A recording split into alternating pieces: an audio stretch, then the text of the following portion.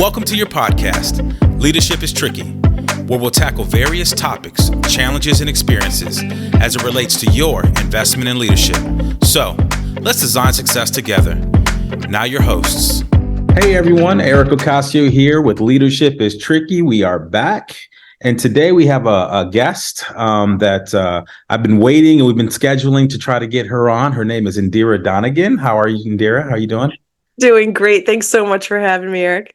No, it's been awesome. I know we've been hit or miss trying to get this scheduled, but I'm glad that we finally connected. So, you were telling me that you were on a trip. So where were you at?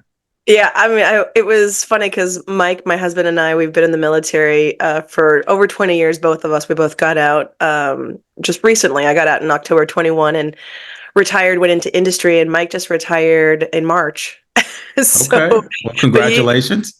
Thank you. Yeah, it's crazy. So, and he did the same. He went into industry, and we were like, how is it possible that we traveled so much and deployed so much? We never got to go to Europe.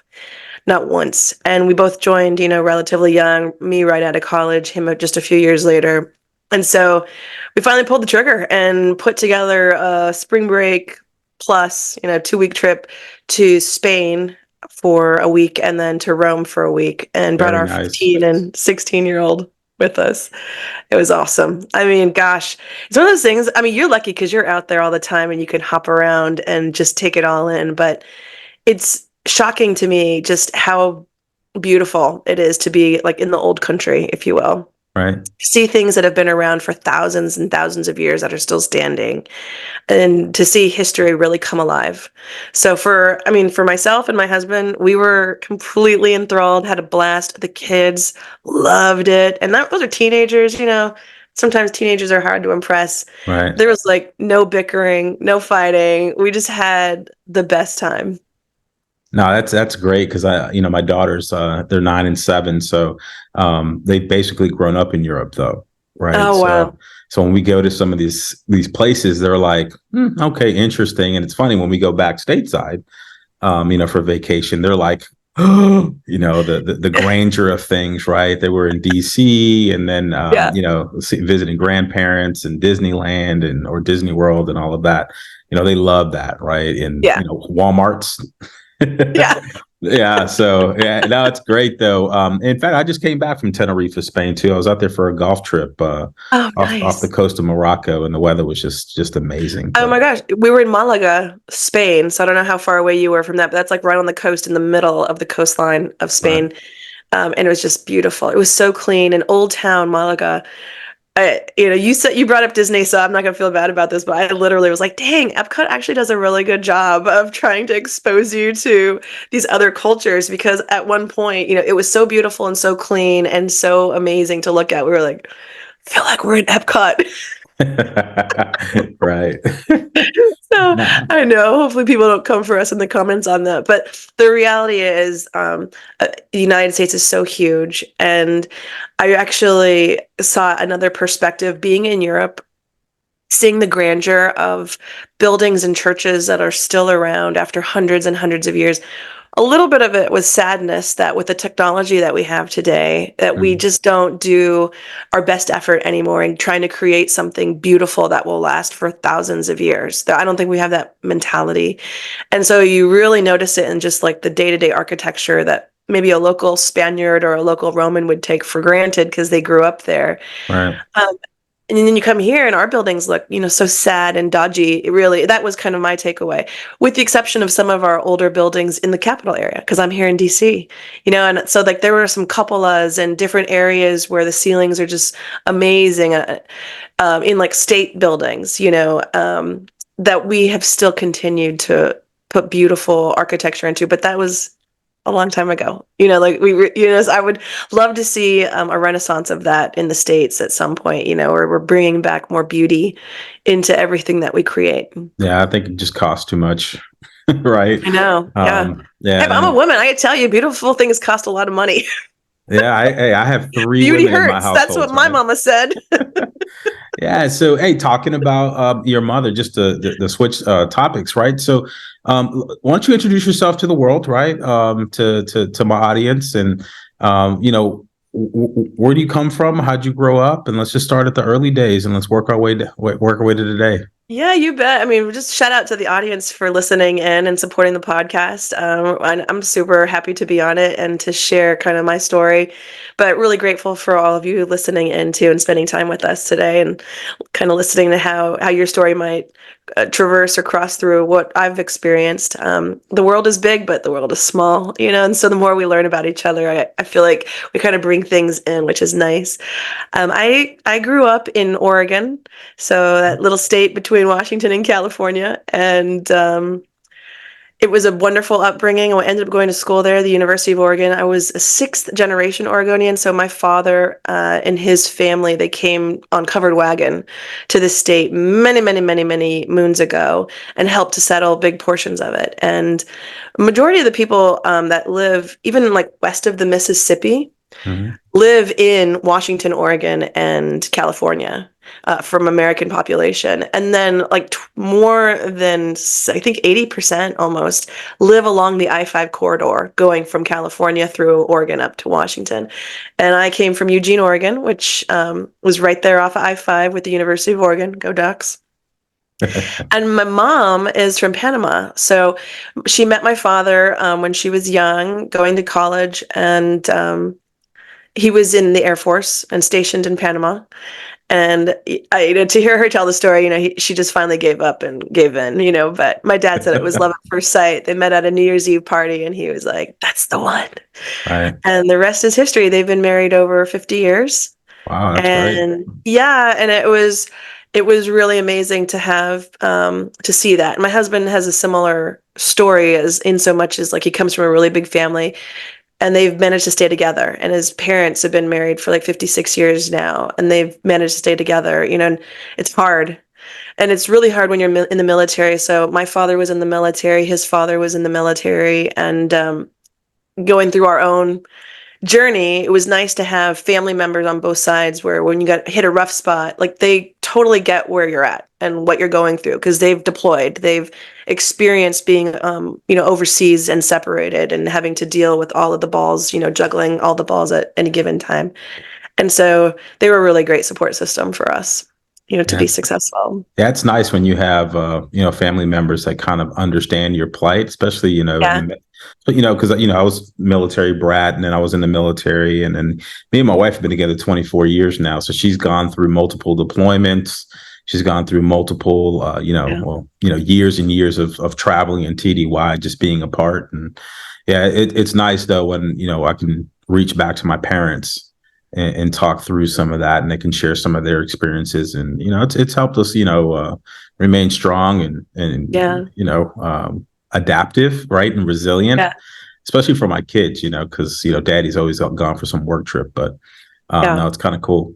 Yeah. So it's funny because you said Oregonian. I've never heard that before. Yeah. Is that what we call Oregon folks? That's the way we do. That's how we say it. It's Oregonian. Oregon, you hear a lot of Oregon or I've heard it pronounced so many different ways, but yeah, it's Oregon. We're Oregonians. We're all webfoot warriors. It rains like 9 to 10 months out of the year there. Right. A little bit less in Washington State, but not much. But it's beautiful. It's really green. They have a really green mentality out there too. So they're always kind of been ahead of the curve with Asian standards almost, as far as recycling and really being a good steward of the environment. So it can get a little nutty at times for sure. I'm not gonna deny that, but it is nice to know that I came from a place that has always been thinking about the environment and has always been really, really like a great place to bike, a great place to hike. They go out of their way to make sure that those environments are safe and clean and ample for folks who want to really be a part of the outdoors. So for those of you that don't know what the Oregon Trail is, your family was probably the characters in the Oregon Trail, the way you laid it out. They were the ones that didn't die of dysentery. Right. Hey, that was the third floppy disk, right? That was the third floppy disk. That's right. Yeah, and I spent a lot of time in the north, the Northwest. I was in Washington State in Tacoma. I went to elementary school there, and It is wet and it is cold. However, you do get the four seasons. That's why I really love Europe, Yeah. right? You get that feel again. So, all right. So you went to Oregon, you went to college, and then Join the Army. what happened? Yeah, ROTC, joined the Army, and literally graduated, got commissioned, and hit the road to Fort Gordon, Georgia. And I started my career as a signal officer. My husband was still in college. We actually met in high school. And he ended up joining after 9/11. And Okay. so we had really great, pretty much parallel signal corps officer experiences, but he was 4 years behind me. So we really never had to compete for anything. We were always in like close units, but never the same unit, never in the same rank. So never having to compete for stuff like a lot of dual military do. And I think that was a blessing, honestly, because we're both very competitive. Right. So I Yeah. think So that was for a those blessing. for those that don't know what Signal is, that's really telecommunications, right? So all of the Yeah. IT things that we enjoy today, there's a history behind all of that, right? From radios to microwave shots, and pre-internet, everything was cabled. So that's what Yeah. you were doing, right? Yeah. Right. Yeah, and my mom gave a great example to myself and to my sister. She ended up, getting married, coming to the States, and putting herself through college to finish here, and then starting her own business. And so she worked really, really hard, and it put a lot of responsibility on myself as the oldest and my sister too, to help take care of things, because my father, when he got out of the Air Force, went into the FAA, Federal Okay. Aviation Administration, and he was a navigating inspector for the Pacific Northwest. So he was gone all the time, and would sometimes have to be gone for months on end if they were building new systems. Like in Hawaii, he was a part of a major build out throughout the island. Excuse me. So that was it was good to see that life is kind of it. Even when it's good, it's hard. Like if you want something, you got to work for it. And also having a Latina mom who goes from flash to bang in like 0.2 seconds. There was Right. nothing like a drill sergeant or a commanding officer or anybody could do or say to me to really ruffle my feathers, because my mom had all that on lock growing up. Right. And I knew that they couldn't actually physically discipline me, which she could. I think I was terrified of her till I was 17. So just from like, that's how Latinos, and even like in the Asian and African American families, like they generally don't play with discipline. So I still to this day I can remember stories of what my friends would say to their parents, and I'm just like, yeah, that would never fly in my house. Oh, even if we fixed our lips, right? You're getting the chancleta, or you're getting Yeah, I a mean, you quick don't even pop have to to your lip, say right? it. Right. Yeah, apparently my mom was a mind reader. She could tell what you were thinking. Right. You might not even said it, but if you emoted it on your face, done.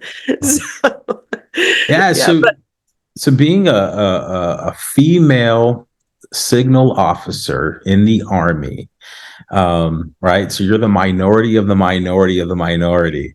How was that, and what were some of your early leadership challenges as a commissioned officer? yeah, I honestly, it's one of those weird things, and it's hard to. I found this with similar discussions with women who are now out of the military.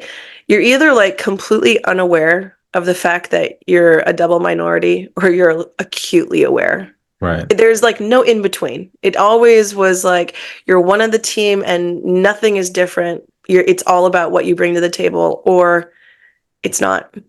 And it's just something you kind of have to juggle. Now, like I said, I did have a really solid female role model in my upbringing. So I don't really, when I reflect on it now, I wonder, how do women who didn't have that, how do they go about building up that confidence to trust themselves and to just lean in, lean forward into whatever the challenge is that's being thrown their way, without having some of the noise get in the way.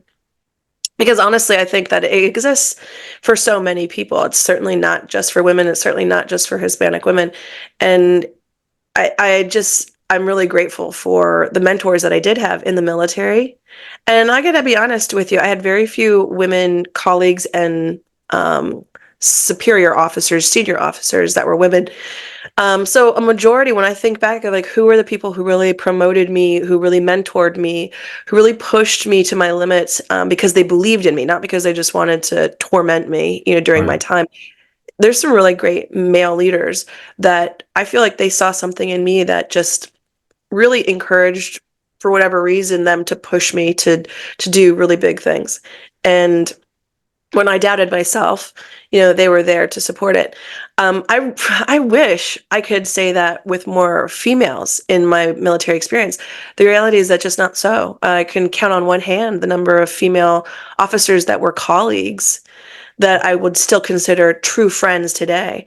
And I don't necessarily think it's a woman thing, or it's hard to work with other women, but just that there's just so few. Right. That you're not going to be friends with everybody you meet. And so if less than 10% of what you run into are women, and then of that's your kind of going group that you can choose from to support yourself with, small percentage of those folks are going to really be like your cup of tea, and vice versa. And I find, myself being a person of color that, has made it to where I'm at in my career, to be successful. I mean, a lot of times those that look like you are your competition, right? Because we're all fighting for a seat at the table. Yeah. And it's not that, you go out to find that positive stress or conflict. It just sometimes just arises because you're all fighting for the same thing, right? For that Right. small slice of the pie that we're being offered or that we want to take. So I fully understand that. So I will say, though, I just have to say one thing I honestly believe that you have as a woman, and I tell this to women all the time because I do a lot in volunteering for girls in STEM and young women in high school and college trying to figure out a non-traditional route to STEM opportunities. Mm-hmm. The military, hands down, is the best place to go as far as you are willing to work. I really do believe that. I mean, yes, you're going to encounter some challenges and adversity. You're going to deal with some jerks once in a while, but I've been in industry for 3.5, 4 years now. And guess what? same mentalities out here too. It's really a human nature thing. There's no safe place where you're not going to incur some kind of drama from the workforce. And sometimes it's your own fault. It's your own making, and you don't realize it. You're just not astute to the things that you're doing or saying that's creating some of that. Mm-hmm. A lot of times it is how people, they receive you, and you're not going to be able to change them. In some opportunities you can, and you need to try to, because you believe in yourself more than you want their approval. You know what I mean? And I think the military does, because it's so merit-based for a majority of your career, until you get really, really senior, it's what you bring to the table. Right. And it's all on you, those relationships and how you're viewed and what you do with your teams from a leadership perspective. You can do so much in such a short amount of time. And I don't know any other field that will put so much responsibility on a young person coming right out of college. I don't know anything else like it, honestly. I mean, even in the medical community, you still got to put in a lot of education before you get a chance to really work, kind of on your own merits. I have found that, if you're someone that's willing to work hard, that's willing to invest in the activity of leadership, and then able to receive and also give out accountability, right? That people tend to gravitate around you because they know that you're going to be all in on a problem set. You're going to be all in and have their back because you are exercising activity leadership, right? And I found that I was an enlisted person, right? Which, that means you're the person working, right? But the Army, the military gives you so much opportunity to go out there and just lead, right? You'll never get in trouble for doing the right thing. That's what someone told me long ago. And it's held true to this day, that if you want to get it done and you want to do the right thing and you want to be a leader, you have the opportunity to do it. Right, because there's just so many people out there that are not leaders or don't have the ability or capacity or even the competencies, right, to be good leaders. So, no, you hit on a good point. I mean, the Army's given me everything I have in my life, so I'm truly grateful for it. But even to this day, I see it with junior officers, senior enlisted members that if you invest in yourself and the activity and the people around you under your care, you're going to go pretty far. And some of the best leaders, right, when you see these 3 and 4 stars that they got right, because you can see it in them, right? You can see yourself in them. You can see, or they can see you in them, right? And Yeah, and it's a great thing to watch. So, all right. So, all right. So early in your career, right? Your captain, major, Indira Donegan, and I would say like once you became a senior officer, right? What are some of the challenges that you found around you that you had to kind of navigate through? And then like give me an example of like where you failed at one point and what'd you get out of that experience? Yeah. Well, I had two really stunning experiences as a company grade officer, both as a platoon leader and as a company commander, and they were both very unique and somewhat painful. I had a platoon sergeant, and I think it was like my first legitimate platoon sergeant. 'Cause I had an HHC XO job when I first got commissioned and went to Korea. I was in first SIG. That was great. Had a great first sergeant. Had a relatively lackluster commander who got relieved, and so ended up having to do a little extra duty there until that individual was replaced. But such a great team was there in place that the boat didn't shake too much. Then I was able to go into a line unit and take over as a platoon leader. And again, a lot of adversity. I was taking over for a platoon leader that had been relieved for cause. And the platoon sergeant we just did not get along. And I didn't understand it. I really didn't. Worked very hard to try to understand all the technology that we had. We were running the largest tech control center in the Pacific. We had the Defense Red Switch network for all of like Seoul, Yongsan area, that ran through the White House, which at the time had a sink, a 4-star in it. And so we would have to go up there periodically to reset kivs and phones and all kinds of stuff. And then we also had a group called the Road Warriors, and they were basically like the in-house mobile commo team for the 4-star. So this was a platoon that had a lot of visibility. Right. Not a good place to make mistakes in, right? Which is why it was tense going into it when the leader had already been relieved, and it was a pretty big platoon, like 50 plus people with a lot of Korean nationals also in the group. So the platoon altogether was over 100 people, but 50 plus were U.S. soldiers, and that was my first opportunity to realize that when things go bad, you're generally not going to be in a position to take care of them by yourself.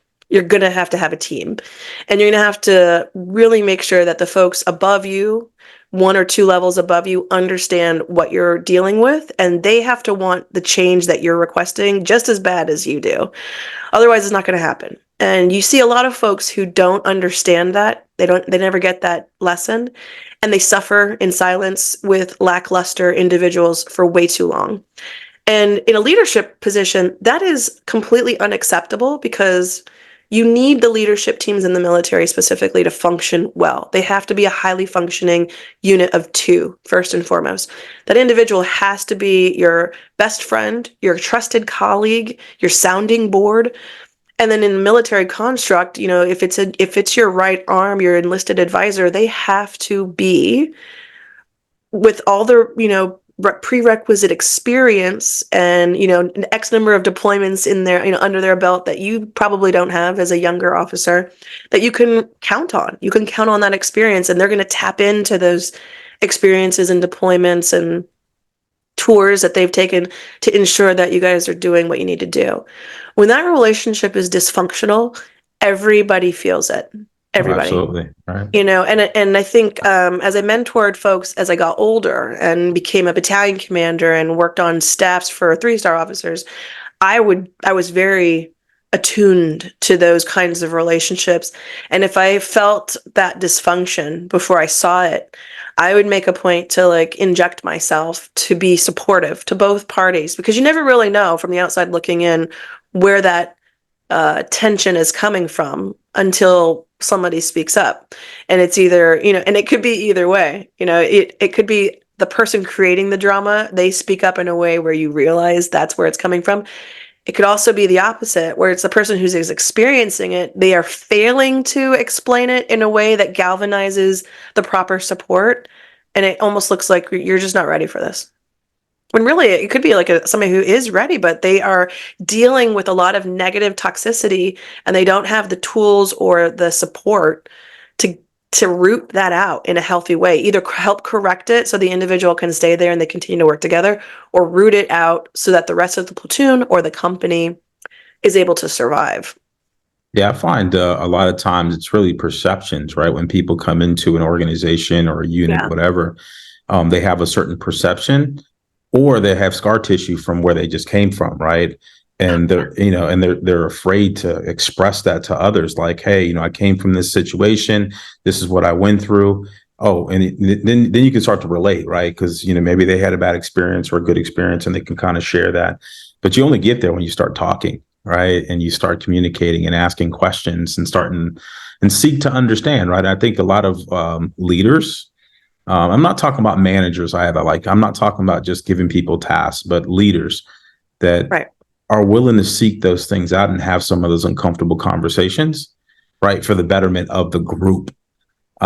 So yeah, and that's just one of the things that I've seen over time, and even as a civilian that's supporting DoD now, first time you meet your deputy, the first time you meet one of your supervisors, right, is really latching onto them to understand where they've come from, and then like what are the things that they suffer through, right? Is it imposter syndrome? Is it scar tissue? Is it anxiety because they don't really know their job? And what are the things that I can do to fill those gaps? And I think that's kind of what you just kind of expressed, right? Is coming into a situation and not being able to break through. You're touching on a piece too that's so critical, which is the importance of being empathetic as you're trying to root those true causes out. And I think certainly as a lieutenant, honestly, I credit my mom again for this because she was super analytical and she actually did some really interesting things growing up for my sister and I, disciplinary wise, that we ended up inculcating those things into our day-to-day life. And a lot of them was just, asking questions and writing things down and never being afraid to write things down. And that is really, really helpful because I saw that generally as something that folks failed to do. So it's so important from a leadership perspective. And you touched on this as well, because folks who are outside of the military construct, if you're working in industry and you've had military experience, you know that there's not a lot of it around. I mean, when you truly find a leader out in industry, it's shocking and it's a unicorn and you want to be around that person as much as you can. Generally, you find folks and that's kind of sad. Yeah, no, it is. It was a total shock to me. I honestly gave industry such the huge benefit of the doubt. Like, those are the smart people. Like, that's where we run to when we need help in the military. We certainly don't have all the answers, and we relied so heavily on them. And I always thought it must be so nice to be out there where you could just fire folks whenever you don't like them and they don't work well for you, and you can hire whomever you want, hire the best talent. That's just not true. I mean, it's sad that that's just not the way it actually works. But you'll feel like folks in leadership positions that we would consider leadership positions, and they're really just managing numbers. They're managing a punch list of things that have to happen in a month, in a quarter. They don't really care about the individuals. They're not really they're not pulling you aside every 90 days and giving you 30 minutes to an hour just to hear you and listen to what you're working on and give you guidance. Some of them might actually pull you aside to talk to you, but it's only to copy down what you've been doing to include into something that they're going to report, or worse, just to nitpick. And it's such a demoralizing exercise, and I see that happen so much out here. But honestly, it happened a lot in the military too, and it's what separated a great mentor from a lackluster one that really ended up just kind of beating you down and ruining your confidence, rather than seeing your potential, investing in you as a person, and taking some level of ownership over how well you do. Right. And that's what's so different in the military, that I just haven't seen it anywhere else out here. And it's one thing I really miss. I really miss that, how folks would just be all in on their people and sacrifice their own time with their families or their desires and things that they want to work on to give more time to those platoon leaders, platoon sergeants, first sergeants, company commanders, battalion commanders, really raise them up and then let them take all the credit. Oh my gosh, like that, don't expect that to happen out here too often. But I mean, 'Cause it's really impressive how the military does I that. think you hit on it though, right? I think there's people in positions of authority, right? And then there's leaders, right? And I think in the military does a good job at seeing those leaders and then like investing in them, right? And then they put them in key leader positions, and they build them throughout their career, so that way they understand exactly what that person's going through at the platoon leader level, at the company commander level, at the battalion commander level. That brigade commander just came from that space, and they understand that, man, command supply discipline is tough, right? Keeping energy and morale is tough, right? So they can actually pour back into the system, right, or the person that's coming up behind them, because they have that empathy, they have that experience and that knowledge, and they understand exactly what they're going to need to be successful. And I think it's on the individual, right? Because I don't want to let them off the hook either. It's really on you, the individual. And if you're out there listening and you can, it resonates with you, is you have to take control of your own life and your own career, because no one cares about your career but you. Right. And you need to seek out those mentors and those leaders and not be afraid to pick their brain or be vulnerable. Right. And say, I just don't know.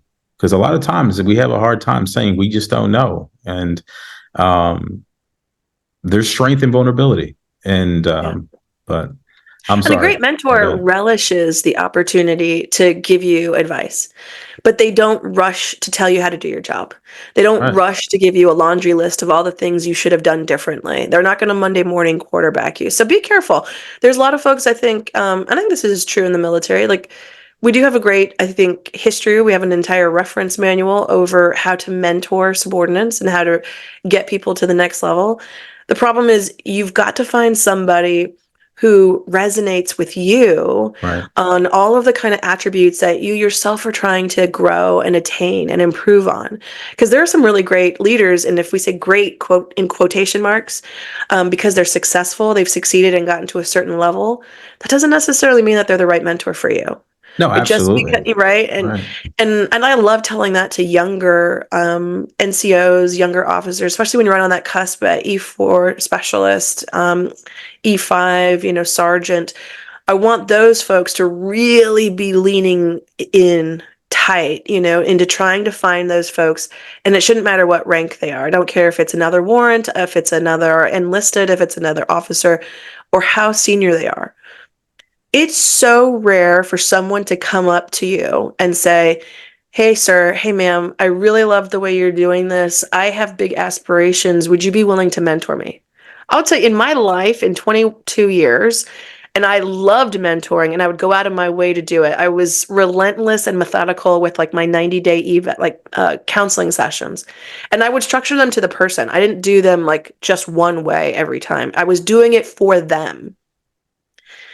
I maybe had 2 people in 22 years ask me to like personally mentor them and help them.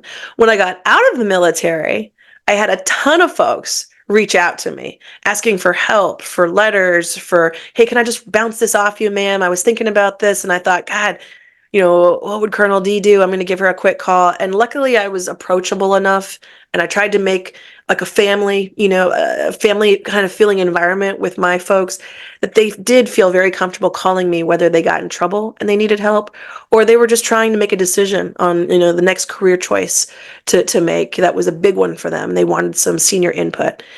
So find somebody that you can trust. Find someone who's making it real obvious with their actions and not just their words, that they're willing to give you the most precious commodity in the world, their time. Absolutely. Right. And then latch onto them. And then to your point, you got to own the relationship. It's not their job to own that relationship. You have to follow up with them. You have to check up with them.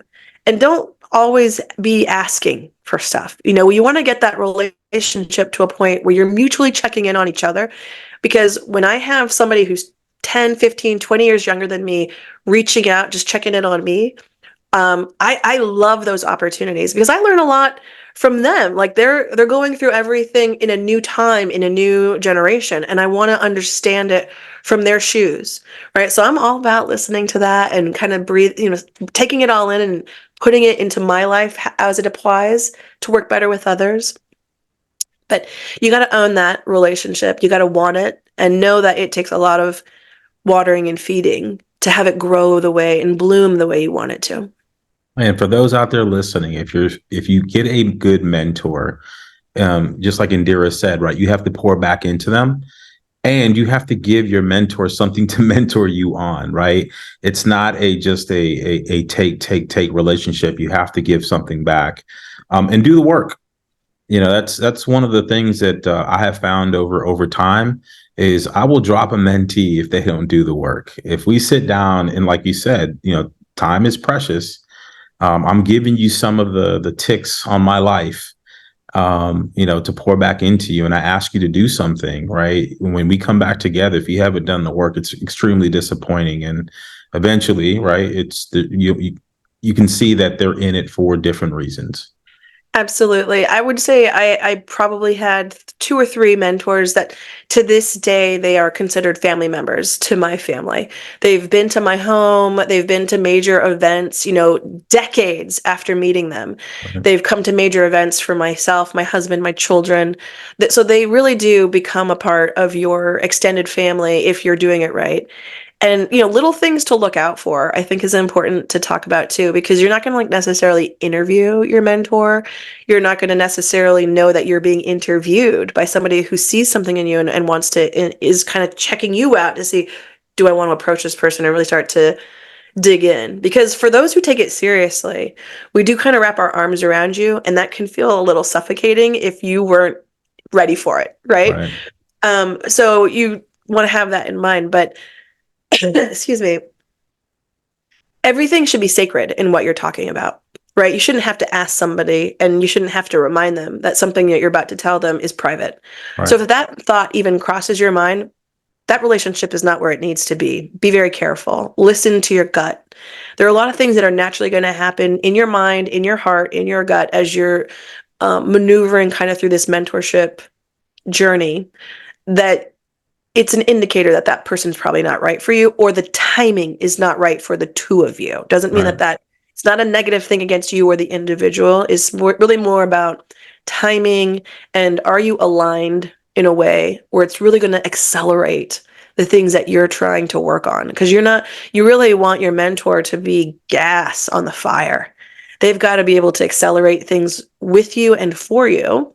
So it helps if they've done what you've done, if they've been where you've been. So it helps if they're aligned career-wise, and they need to be genuinely successful. Like, that's the other thing that nobody really tells you. It's kind of like a hush-hush thing. You learn about it years too late. Not just because you made colonel or general doesn't mean everybody loves you. Right. Right. And you have to be careful about how you align yourself sometimes with certain folks, because there will be some who will absolutely, it's borderlines on nepotism, and will bring people up, although they don't necessarily deserve it, or it breaches potential processes that the Army has in place to ensure that it's merit-based first, right? If you catch wind of any of that, gracefully exit stage left, or at least gracefully put it on the back burner for a while, so that you can really reflect and observe and make sure that's the person you want to align yourself to. Because aligning yourself to someone who might be all in on your success, but viewed as very toxic, or has a bunch of traits that you yourself acknowledge are kind of toxic.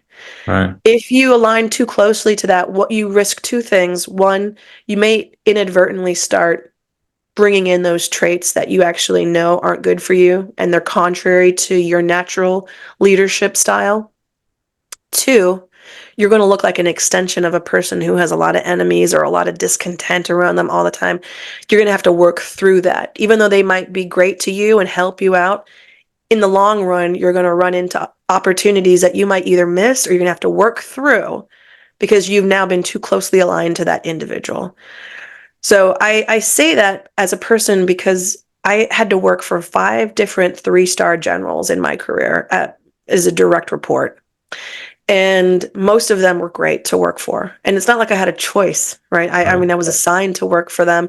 I had to interview because some of them were black book noms. And you don't blow those. Like, you hurt yourself if you actually recant it and don't even give the opportunity. It's noted in those things. So I just say, like, go in eyes wide open, heart on your sleeve, be honest about what it is you're trying to accomplish, and listen, and then make your decisions. Kind of, it doesn't mean you have to say no to any particular mentor who wants to invest in you, but pace yourself with some of those folks too. Yeah, I would also say too is like, and I think you alluded to it, is when you meet someone that is successful, right? It's okay to ask them, "Hey, do you have someone in your network that can help me with X?" Right? I have I won't say her name, but I have an employee, young, right, and I see so much of myself in her, at that age, right? And she has that fire. She's a rock star. She's all over it, and she needed a mentor, right? And she was working through some of the challenges of being a woman in the professional space. And I told her straight up, I have a mentor for you that is a female, that is successful, that is willing to give the time, right? So I'm going to extend my network out to you. And then another employee, younger female, and she was like, "Hey, I need a female mentor." I was like, "Cool, I got one in my network." So it's okay to go out there and seek mentors through networking, right? And it's okay to ask for, I want a specific type of mentor that can help me with this, right? Or I have an issue with this competency, whether it's, strategic agility or it's delegation, whatever it is, right? Do you know someone that's good at that? Well, yeah, let me reach out, and you as leaders that are listening, open up your network to those around you, those under your care, because we're only building other leaders, right? And that's your legacy. It's impacting others, right? As a leader. So Yeah. um, I think it's really important too to broaden the horizons as best you can too. Like sometimes we feel safer if we're working closely or getting, receiving. We sometimes receive information, especially if it's critical in nature, no matter how compassionate it is. We seem to receive it a little bit better when we feel like we genuinely know the person, right, that it's coming from. right, And sometimes to get to that place quicker, if I'm a Hispanic woman, the idea that if I'm getting mentorship from another successful Hispanic female, that might be better for me. And in some cases, I can see where that would make sense. I can certainly see how it would appear that would be like a safer choice for me. But I have to also keep in mind the organizations that I work in and the kind of work that I do. I'm a woman, a double minority working in STEM, and there just aren't a lot of females in general working in the technology field right now in the United States. Like we're really behind in that as a country. And there aren't a lot of Hispanic females at all. I mean, I think we're overrepresented by the numbers in some minorities in the military and really underrepresented in others. And it's fascinating to Google the stats from the census and then the Army numbers for any year and see how those peel out. So I would say, like, don't be afraid. Look for character over skin color and gender every day of the week, right? We're right, looking for character. We're looking for traits that resonate with us. And we're looking for different types of attributes that are really aspirational. Like when you see somebody communicate in a certain way or they do something in a certain way, we're like, dang, I want to say it like that. I want to understand it like that. I want to do it like that. That's the person that you actually need to start gravitating towards. And then deciding how do you want to grow a better relationship that can turn into a mentor-mentee one. It doesn't always have to be senior, right? Colleagues, and peers. I certainly worked with peers who I thought were just a million times, just smarter, more technical than me. And I loved being around them to glean that experience and that education from a peer. Because you can also kind of shoot the crap, have a few drinks. Like it's not so stressful. Whereas when the mentor is super senior, sure, it feels great to know that you got somebody up there taking care of you and looking out for you, but you're also going to have to be on your best behavior 24/7 with them. When you succeed in front of them, that's a win. When you fail in front of them, it hurts double, I feel like, because you don't know how that's going to change the synaptic connections in their mind about you. Right. But you're human and you're not perfect. You're going to make mistakes. That's why that relationship piece is so critical. And if it's not based on character first, is that person, do they have high integrity? Are they honorable in all the things that you've seen them participate in? Do you see them extending themselves beyond just their office? If you don't know anything about them besides what they do from 9 to 5 in uniform, do some more homework. Do they invest in their church, their community, in the things that they say are very important to them? How much time do they spend with their family, and how high functioning is the family?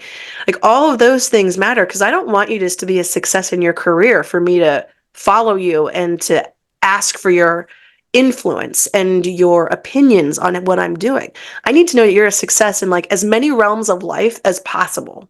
That's what I'm looking for. That's what I've always wanted. Yeah, and I would, just to sum that part up I think it comes down to making sure that your values align, right? Yes. And Perfect. and really looking at that, not so much beliefs, because beliefs can change, from one day to the next. But I think if your values are aligned, that builds for a better relationship. And then ultimately that evolves into that person being your confidant, right? And I think that's important to tell folks, is like, you should be looking for someone that cannot hold what you say in their presence against you later. And that's a person that is worth having around you as a confidant, right? That you don't have to worry about when you walk out that door that something negative might happen as a result of the conversation we just had. So I just wanted to kind of like, because I'm big on that piece, is that Yeah. our values have to align for me to even be vulnerable and open up, or put or even push the status quo, because that's kind of what you're doing, right? You have ambitions, you have aspirations, and a lot of people want to stay safe in where they're at. But in order to get to your aspirations, your ambition, you have to push the status quo and put yourself in a dangerous spot, right? And that's that learning, that learning zone, right? Put yourself in the unavoidable path of learning. And through learning, you have to fail, you have to make some mistakes, but you have to have a confidant, an advocate that's going to not hold it against you if you fail fast and fail often, right? But they're going to pick you up and help you learn, right? Yeah. So when you're in that situation again, you have the experience, and you know that someone has your back. And I Yeah. think that's Really, the key piece. I think you said that so well. It's really like that. It's this really interesting kind of mix of all the attributes that are most helpful from like a best friend and a parent. They're very Right. best friendly and parental in nature. Like my kids, your kids, we're parents, we get it.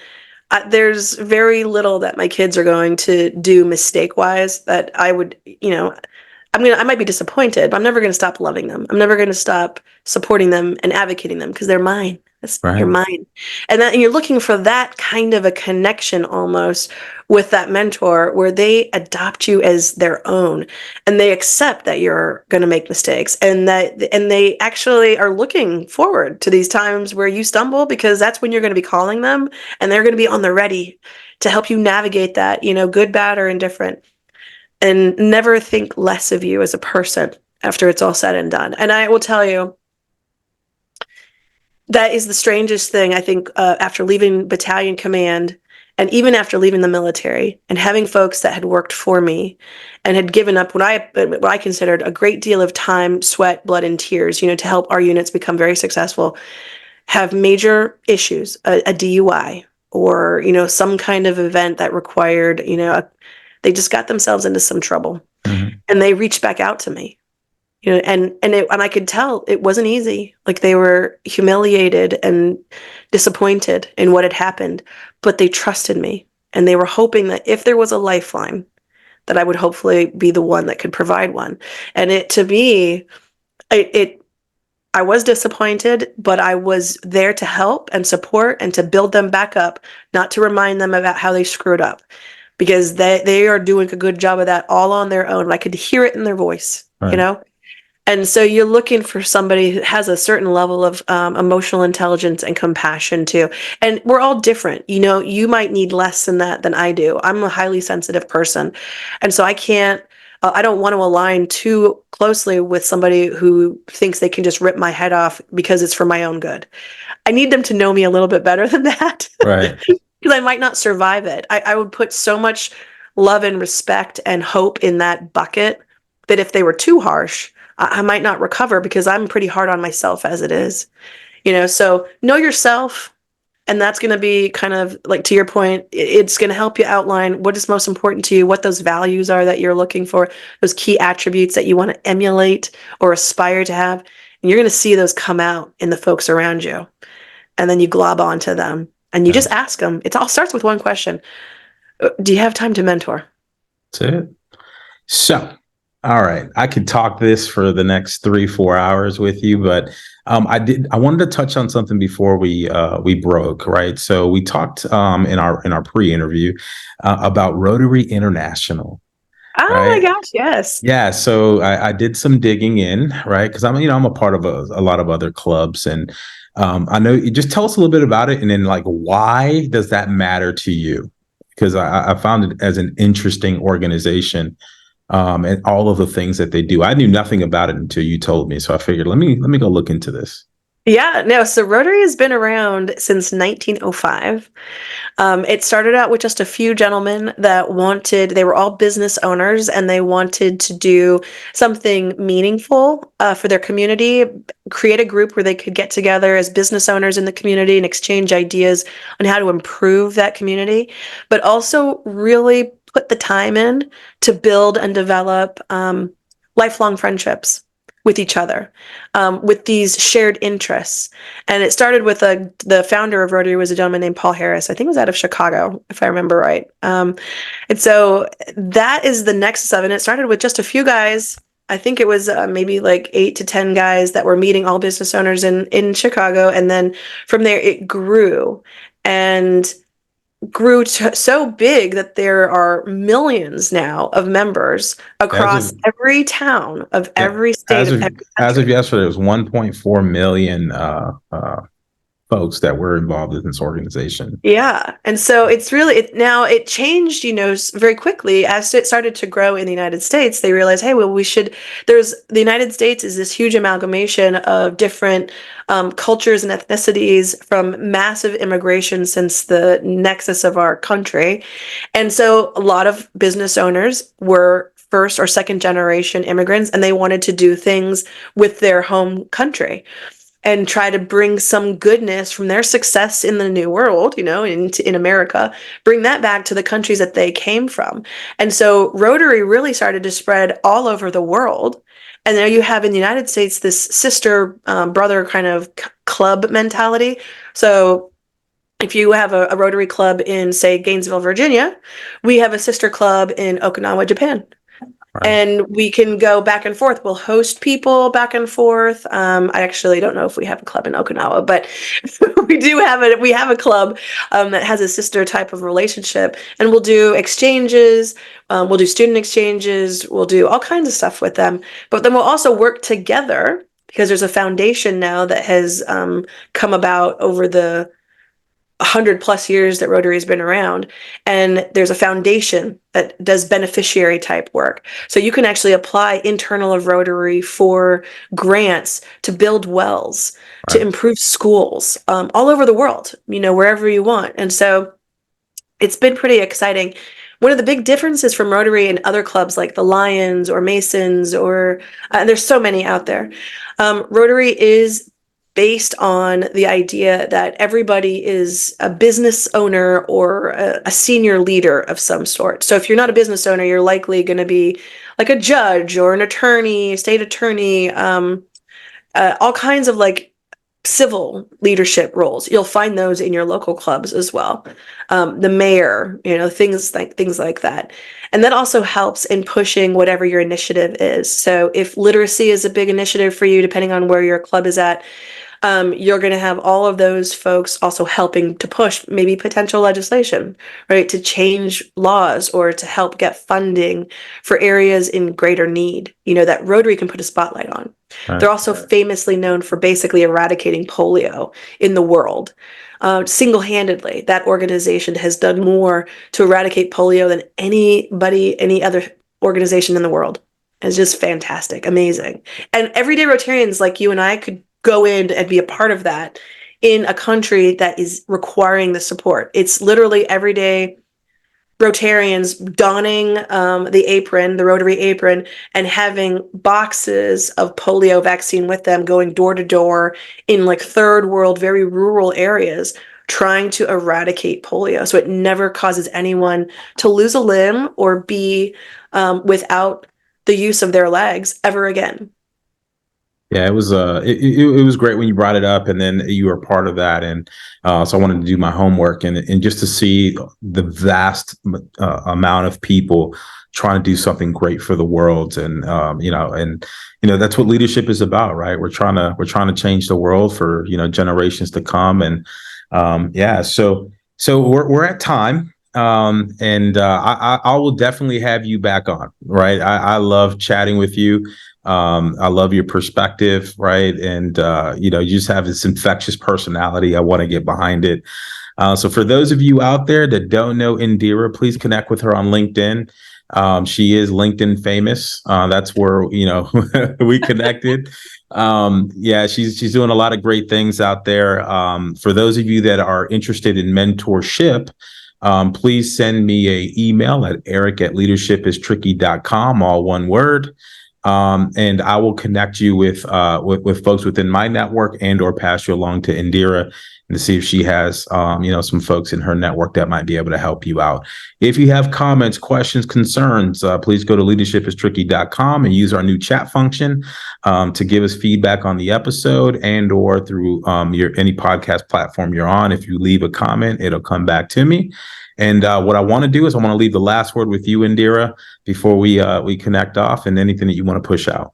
Yeah, I wanted to just do a quick shout out for anybody who's currently serving in any of the military branches. If you're about to retire, if you know you're about a year to 2 years out, definitely reach out to folks who've already retired and are doing well successfully, especially if they're in an industry that you're interested in doing, and start building your network. The network is key in a successful transition, and it's one of the pet passion projects of mine is to help as many veterans as possible transition into really great roles. Obviously, I'm an IT background person, so cyberspace focused. You're welcome to reach out to me on LinkedIn. So appreciate the shout out there, Eric. There's also a great organization, and there's so many, but one that I volunteer a ton of time to is warriorsethos.com. And it's 100% free to any veteran who's retiring. You just go to their website, sign up. Somebody will call you and reach out to you, and they will basically connect you to very successful director, vice president, president, and above C-suite level individuals in the industry that you're interested in working with. And you'll have a free 1-hour session with a senior successful person in that group. And they basically volunteer to open up their networks to you. So just be honest with them. You can have as many mentors as you want. They also do great resume rewrites for free. They do a lot of kind of free job fair type stuff as well, but at a very high level. So especially for those of you who are listening in, if you're an O5, CW3, CW4, E7 and above, you definitely want to get into this, but it's open to everybody because it'll help you find and land on your feet in a position that's commensurate with what you've been doing now. And that's really what we want to see. We want to see as many successful transitions as possible for our amazing veterans. And what was the URL again? www.warriorsethos.com. warriorsethos.com. And I'll make sure I drop that in the description below as you guys are listening to this episode. So, all right. Well, Indira, thank you for your time. Thank you, for those Eric. of you that are new to Leadership is Tricky, thank you for tuning in. Those of you that are return listeners, thank you for your patronage and your audienceship. And pushing Leadership is Tricky. I think last season we saw 5,000 unique listeners over the 6 episodes, which is amazing, right? And just countless downloads every day of all of our episodes. So we're excited to continue this for you guys. And with that, take care. Thank you.